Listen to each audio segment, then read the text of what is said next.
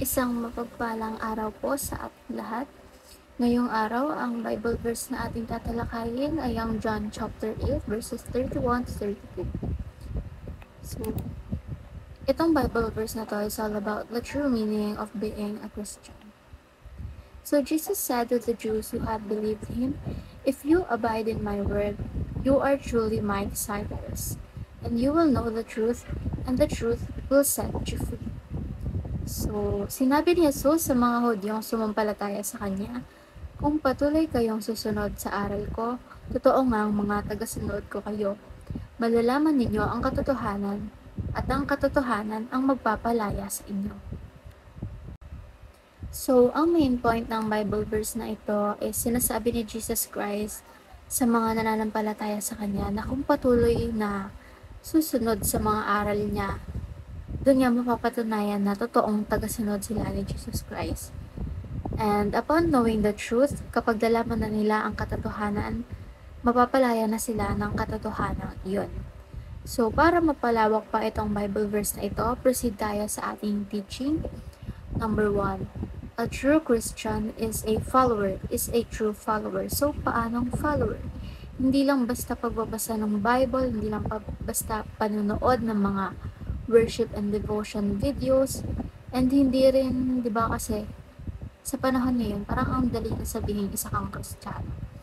Parang ang daling sagutin na kapag tinanong ka, "Are you a Christian?" Di ba? Yes lang tayo ng yes. Pero nung dating panahon, di ba? Sabi nga, ang tawag pa sa mga Kristiyano nung unang panahon is people of the way. So, bakit people of the way? Yung mga Kristiyano dati is may own way sila of living. Kaya nga, people of the way. Paano own way of living? Yung way ng pamumuhay nila is nakabatay sa pattern ng way of living ni God. So, sinusunod nila kung paano talaga namumuhay si Lord. Diba? Kaya nga, sinabing people of the way. So, yung mga Christian dati, parang tampukan sila ng tukso na, ay, mga Kristiyano yan, ay, mga tagasunod ng Diyos yan. So, ganun agad yung sinasabi sa kanila kapag nakikita sila. Kasi nga, madali silang ma-distinguish kahit napakaraming tao. Parang nakikita kagad sila, parang nag-shine kagad sila. Although, ginagawang katatawanan niya ng iba, diba? If you are a true Christian, kapag nakakarinig ka ng ganon, may galak kang mararamdaman sa puso mo.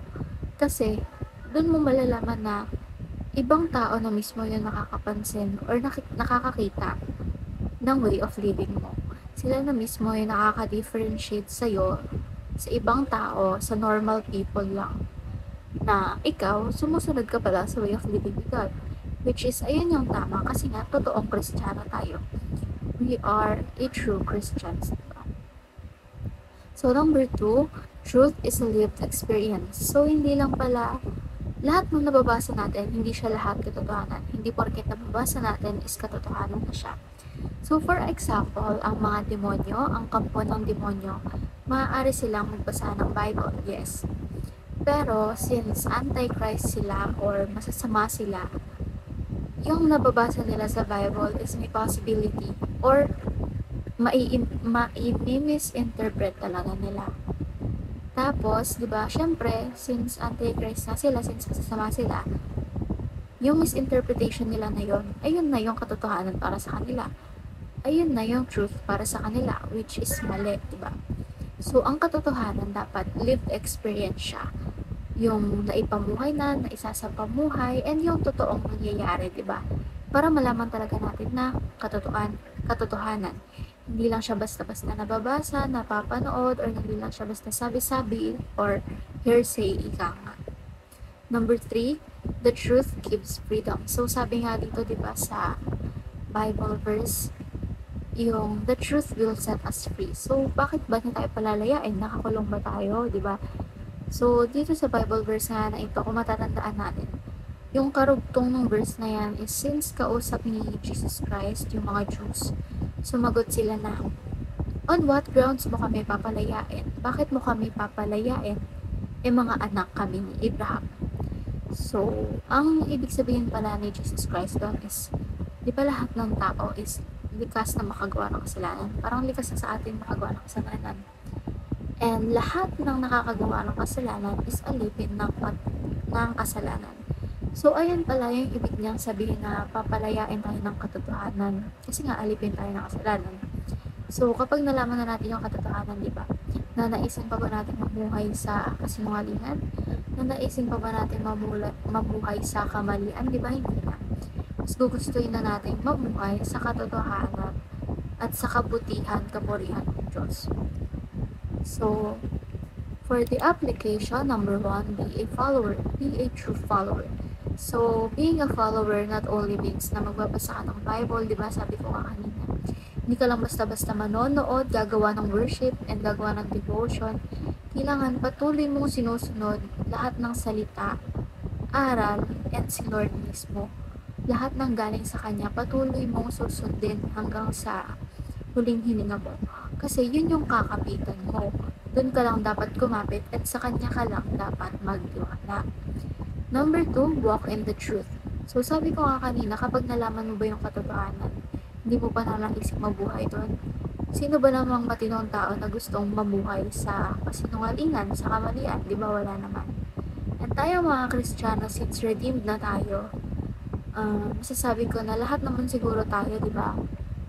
In general, alam natin na sa loob-loob ng puso natin, gusto nating mabuhay sa katotohanan and gusto natin and gagawin natin no matter what na mamuhay in the presence of God, in the presence of His truth, in His words.